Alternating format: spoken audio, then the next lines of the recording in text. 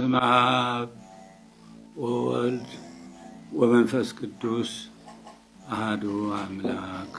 ከኢትዮጵያ ኦርቶዶክስ ተዋሕዶ ቤተክርስቲያን ቋሚ ሲኖዶስ የተሰጠ የሐዘን መግለጫ። ለሐሙ በእንተ ስሙ ምድር ሰናይት ርስቶሙ። ስለ ስሙ መከራን የተቀበሉት መንግሥተ ሰማያት የነርሱ ናት።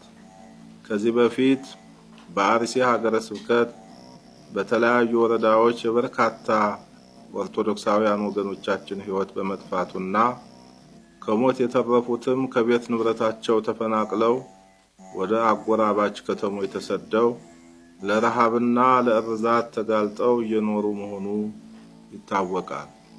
ቀደም ሲል በተለያዩ ጊዜያት በደረሰው ሞትና ስደት ምዕመናን እያዘኑ ባሉበት እኛም ከሐዘናችን ባልተጽናናንበት ሁኔታ ጥቃቱ በአዲስ መልኩ ቀጥሎ የ21 ንጹሃን ወገኖቻችን ሕይወት በግፍ ማለፉን በሕይወት የተረፉትም በታጣቂዎች መታገታቸውንና የደረሱበት አለመታወቁን ከ10 የሚበልጡ አባወራዎች ቤትና ንብረት እንደተቃጠለ በመግለጽ ከሀገረ ስብከቱ የቀረበውን ሪፖርት የተመለከትነው ጥልቅ በሆነ ሐዘን ነው።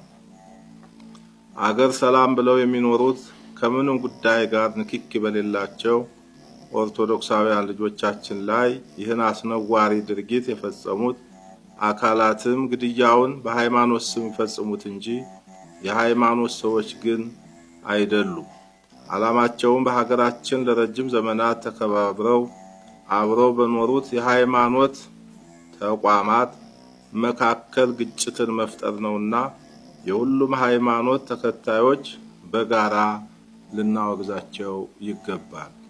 በመሆኑም በወገኖቻችን ላይ የተፈጸመው አሰቃቂ ግድያ በሕዝበ ክርስቲያኑ ዕለታዊ ኑሮ አሉታዊ ተጽዕኖ የሚፈጥር በቅዱሳት መጻሕፍትም ሆነ በሰው ልጅ ሰብአዊ አኗኗር ፈጽሞ ተቀባይነት የሌለው አጸያፍ ድርጊት በመሆኑ የኢትዮጵያ ኦርቶዶክስ ተዋሕዶ ቤተክርስቲያን ቋሚ ሲኖዶስ በጽኑ አውግዞታል።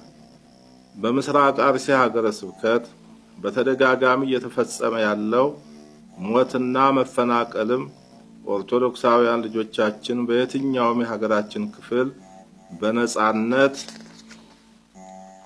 ሰርተው የመኖርና ስርዓተ አምልኮ የመፈጸም ሕገ መንግስታዊ መብታቸውን የሚጋፋ በመሆኑ የክልሉና የፌደራል መንግስት ጉዳዩን በልዩ ሁኔታ ተከታትለው አፋጣኝ መፍትሄ እንዲሰጡበት ቋሚ ሲኖዶስ በጥብቅ ያሳስባል።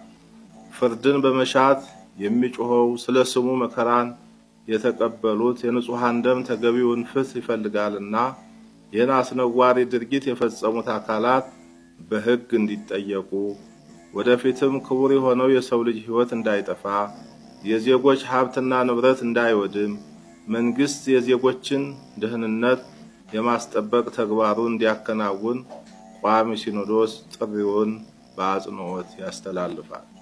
በደረሰው አደጋ ዙሪያ ተነጋግሮ ተገቢው ውሳኔ ለማሳለፍ የተሰበሰበው ቋሚ ሲኖዶስም የአካባቢው ችግር አስተማማኝ በሆነ መንገድ ተፈትቶ ዘላቂ ሰላም እስኪገኝ ድረስ በቅዱስ ሲኖዶስ ምልዓተ ጉባኤ የተሰየመው የሀገር ሰላምና የቤተክርስቲያን አንድነት አብይ ኮሚቴ ከፌደራልና ከክልሉ መንግስት ጋር በመነጋገር ስራውን አጠናክሮ እንዲቀጥልና የሚመለከታቸው አካላት በየድርሻቸው አስፈላጊውን ትብብር እንዲያደርጉ ቋሚ ሲኖዶስ በክብር ያሳስባል።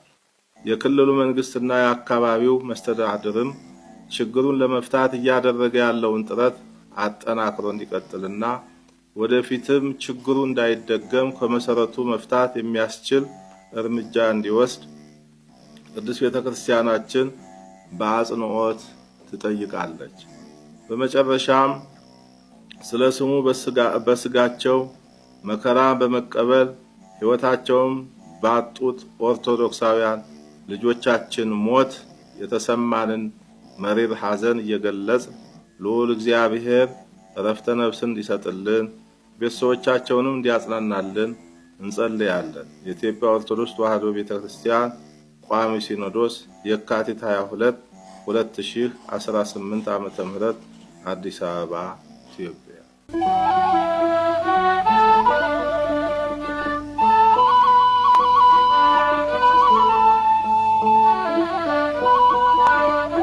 ምስራቅ አርሲ የምትባለው ከተማ ግን ኬንያ ነው ያለችው፣ ኡጋንዳ ነው ያለችው፣ ዛንዚባር ነው ያለችው። በየሁለት ወሩ ኦርቶዶክሳውያን ምዕመናን የሚገደሉባት ቦታ። ቅርብ ጊዜ እኮ ነው ከ3 ወር በፊት ከግድያ የተረፈው ሕፃን ልጅ በሚያሳዝን ሁኔታ ሰውነቱ ተቆራርጦ ሐኪም ቤት ውስጥ ተኝቶ ሲጎበኝ የነበረው። ኧረ ምን አይነት ግፍ ነው ግን! በመድኃኔዓለም ግራ ገባን እኮ። ገዳዮቻችን መስከረም 20 ሰው፣ ጥቅምት 30 ሰው፣ ህዳር 40 ሰው እንግደል ብለው እኮ በዓላማ እየተንቀሳቀሱ ነው የሚሞቱት። ምስኪን አርሶ አደሩ፣ ካህናት አባቶቻችን፣ ሕፃናት፣ የቤተ ክህነቱ መግለጫ፣ የመንግስት መግለጫ፣ ያልታወቁ ታጣቂዎች። መንግስት መኖሩ ምን ላይ ነው ጥቅሙ? የቤተ ክርስቲያንስ የበላይ ኃላፊዎች መኖራቸው ጥቅሙ ምንድን ነው? እስከ መቼ ይለቀሳል? እስከ መቼ ምራቅ ይመጠጣል? ዛሬ የተወለድኩበት ቀን ነው እና ደግሞ ትንሽ አሞኛል። ያው የተለየ ነገር ባይኖርም ከተወለድኩበት ቀን ጋር ተያይዞ ግን ትናንትና መጥፎ ዜና ሰማሁኝ።